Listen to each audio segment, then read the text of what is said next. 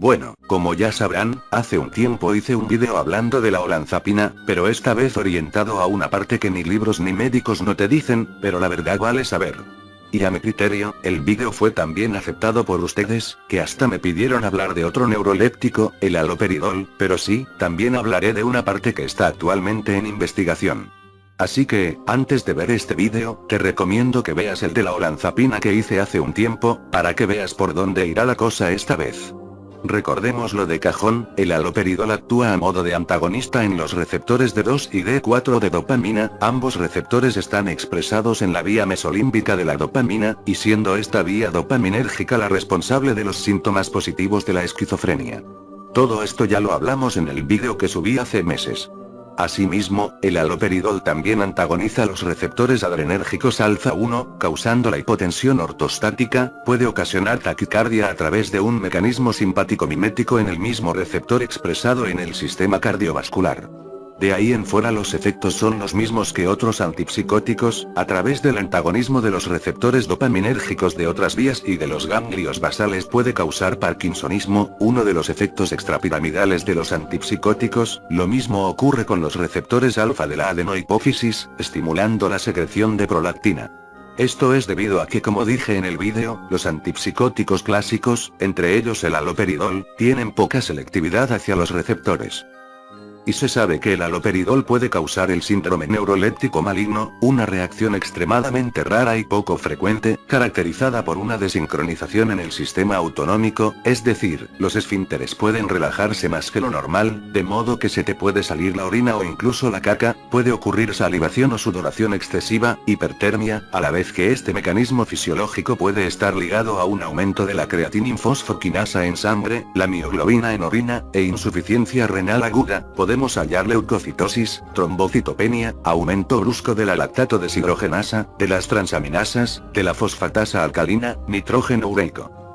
El haloperidol se usa en numerosas patologías psiquiátricas, empezando por la esquizofrenia, el trastorno bipolar, y el trastorno esquizoafectivo, el híbrido de ambas. También se ha utilizado últimamente en la enfermedad de Huntington, sobre todo cuando otros medicamentos no han mostrado resultado. Por ello, es que muchos hospitales y asilos mentales tienen este fármaco a la mano, sobre todo inyectable, ya que el haloperidol se distribuye rápidamente, atraviesa las barreras con mucha facilidad, por lo que, está más que claro que el haloperidol es lo que se le inyecta a los enfermos mentales y pacientes psiquiátricos para tranquilizarlos. Es por ello, que el haloperidol, es una de las últimas cosas que quisieras tomar como paciente psiquiátrico. También se han utilizado en patologías pediátricas, hay múltiples artículos científicos que establecen que el haloperidol es mejor absorbido, distribuido y eliminado en los niños que en los adultos. Si hablamos de la parte del uso pediátrico, se ha comprobado que reduce los tics en el síndrome de Tourette en un 80%, al igual que se ha utilizado en agresividad severa en niños y adolescentes con autismo severo. Es por ello, que lo he tomado un par de ocasiones, fueron experiencias sumamente horribles, no podía ni estar de pie, estaba como un maldito zombie, me tuvieron que checar el hígado y los riñones rigurosamente, pero, conozco a un chico con síndrome de Tourette que lo ha usado desde sus 8 años, porque otras cosas no le funcionaron, igual, ese chiquillo ahora parece un zombie, no sabría decir si está peor cuando lo toma o cuando no lo toma. Hablemos un poquito del uso pediátrico. En un documento de la Asociación Psiquiátrica de Toronto del año 1984, se realizó un experimento con 33 niños autistas, menores de 9 años, en las que les dosificaron el haloperidol, desde la dosis mínima de 0.5 miligramos a la máxima de 4, todos los niños presentaron efectos adversos de hiperactividad, impulsividad, somnolencia debido al efecto sedante. A los niños se les realizó 5 sesiones de su rutina básica, ir a la escuela, comer, jugar con otros niños, entre otras actividades cotidianas de un niño, y, aunque muchos de ellos mostraron cambios negativos, sobre todo en las conductas como se acaba de señalar, durante los primeros días en que se les dosificó el fármaco, hubo otros puntos positivos. Dichos niños mostraron efectos intactos en el rendimiento, el aprendizaje, las habilidades sociales y de la comunicación se mantuvieron intactas, o incluso han mejorado en algunos niños. Lo que confirma que sí, evidentemente el haloperidol es mejor tolerado por los niños, sobre todo los que sufren de otras patologías psiquiátricas. Pero, si vieron el vídeo de la olanzapina, recuerdan que hablé de que la olanzapina tiene un peculiar mecanismo, que protege de la neurotoxicidad. En el caso del haloperidol, la cosa cambia bastante, ya verán por qué. En el primer artículo que encontré, hicieron exactamente lo mismo que hicieron con la olanzapina, cultivaron células SH5 y 5, las cuales, poseen alta actividad dopaminérgica como expliqué en aquel vídeo. Aquí hay tres tipos de técnicas, la de mero arriba es un contraste de fase, la intermedia es una técnica de inmunocitofluorescencia, mientras que la de abajo, son microfotografías electrónicas sin tinción. Las de la izquierda, pertenecen a un grupo control, mientras que las de la derecha, han sido sometidas al haloperidol.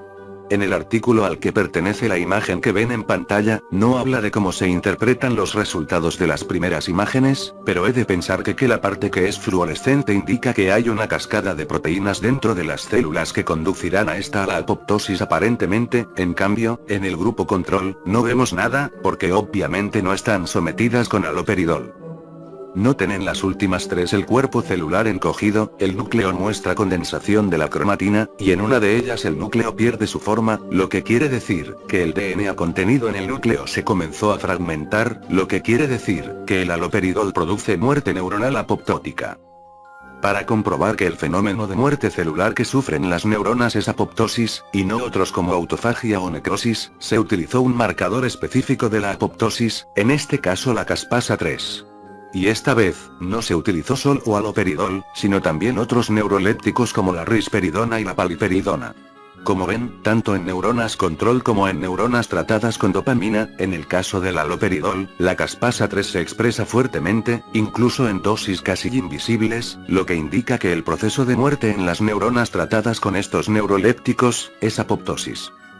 Y para comprobar que efectivamente el DNA está libre producto del daño nuclear por el haloperidol, hicieron un Southern blot, en el que usaron neuronas de un grupo control, neuronas sometidas al haloperidol, y neuronas que fueron sometidas a un antibiótico llamado staurosporina, el cual también produce apoptosis por medio de daño al DNA. Como ven, el trayecto del DNA indica que hubo mucho DNA liberado producto del daño neuronal. Pero veamos por qué ocurrió esto. Recuerden que los antiparkinsonianos son agonistas dopaminérgicos, y entre su actividad se establece que protegen a las neuronas dopaminérgicas de los radicales. Como saben, el haloperidol realiza todo lo contrario, es un antagonista dopaminérgico, y vuelve a las neuronas más vulnerables a efectos tóxicos inducidos por radicales libres. Para comprobar si esto es verdad, primero se extrajeron neuronas corticales, las sometieron a hierro divalente, el cual actuará como el radical libre. También añadieron antioxidantes como la cisteína levogira, análogos de la vitamina E, y la vitamina C, que como ya sabemos los tres son buenos antioxidantes, y finalmente, se expusieron las células al haloperidol. El resultado fue, que mientras que los antioxidantes atenuaban la neurotoxicidad inducida por el hierro, ninguno de ellos atenuó la apoptosis que el haloperidol inducía. Para analizar la magnitud de la muerte neuronal producida por el haloperidol, se midió la LDH que la neurona segregó. Pero, en el mismo experimento que les estoy mostrando, se preguntaron, ¿no es posible que el haloperidol conduzca a las neuronas a una muerte por apoptosis? Tiene que haber algún mecanismo de protección tal como fue en la olanzapina. Primero, para saber cómo se da la apoptosis, es necesario, tal como vimos en el vídeo pasado, aislar las proteínas que participan en la cascada apoptótica, en este caso son estas dos, pero la más representativa de la cascada es la proteína P38, aunque también se puede englobar a la proteína P53. Como ven, al aumentar el tiempo de exposición al haloperidol, ambas proteínas se expresan cada vez más, y más, tanto en el aislamiento de la proteína pura, como en un aislamiento y posterior proceso para fosforilar la proteína. Al finalizar el procedimiento, ambas proteínas se sometieron a una proteína activadora del factor de transcripción, para precipitarla y facilitar su detección y cuantificación. Ahora, en la tercera imagen, se utilizó un inhibidor de la proteína P38, denominada como PD169316, o simplemente PD para acortar, en los resultados la manejan como PD.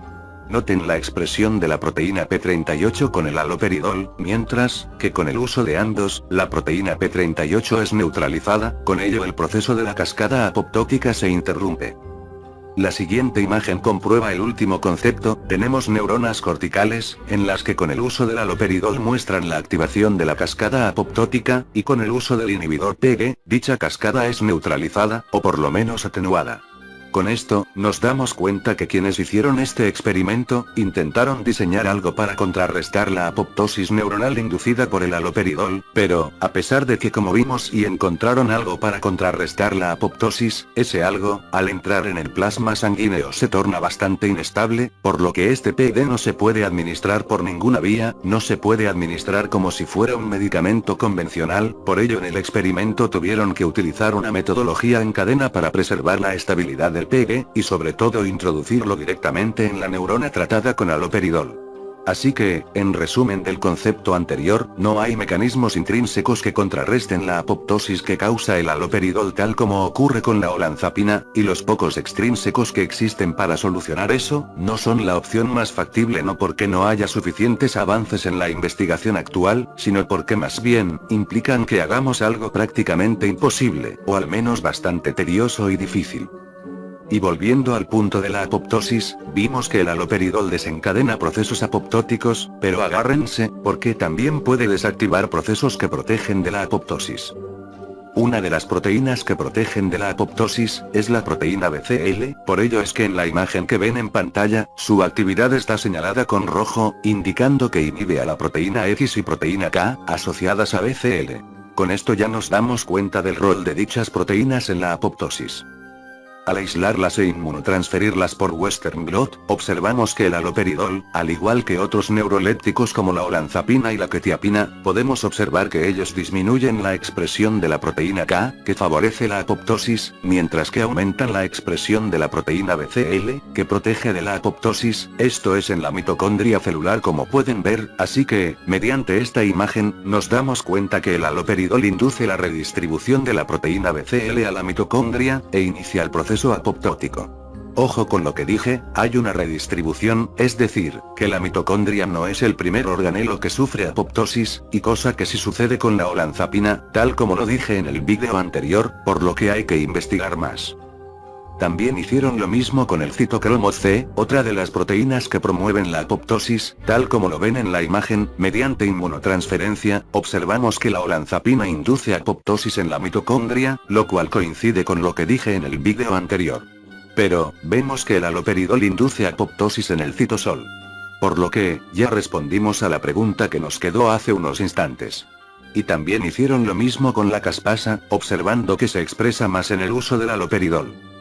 Ahora, miremos a otro lado, también, en otro artículo que encontré, en el que a pacientes esquizofrénicos se les administraba haloperidol, se encontró que los niveles del factor neurotrópico del cerebro decrecían, al igual que las proteínas que participaban en la cascada señalizadora perteneciente a dicho factor, entre ellas la proteína AKT, una proteína perteneciente a las proteínas cinasas tipo B. Y se hizo la correlación con recuentos plaquetarios, porque si no lo saben, las plaquetas tienen gran contenido del factor neurotrópico. El haloperidol, al igual que varios neurolépticos, disminuyen las tasas de leucocitos y plaquetas en circulación, y es obvio, que entre menos plaquetas, menos cantidad de factor neurotrópico, deviniendo así, en patologías degenerativas del cerebro. Ya hablamos del factor neurotrópico derivado del cerebro en el vídeo de la depresión que subí hace meses, es una proteína que se liga a un receptor de tirosina quinasa, y este, desencadena cascadas que promueven la supervivencia celular. De modo, que niveles bajos del factor neurotrópico, están asociados a estrés, depresión, y otros procesos degenerativos del cerebro. Así que, el haloperidol reduce las tasas de factor neurotrópico, al igual que de las proteínas quinasas que participan en la señalización asociadas a dicho factor. En este cuadro que me encontré mientras recolectaba los artículos, está resumido todo lo que les he mostrado en el vídeo. Quisiera explicar los demás, pero no quiero alargar el vídeo. Les dejaría los artículos, pero, tuve que pagar una membresía para obtener acceso a ellos, así que no se los puedo proporcionar. Y tú cuéntame, ¿has tomado haloperidol alguna vez en tu vida? Déjalo en los comentarios.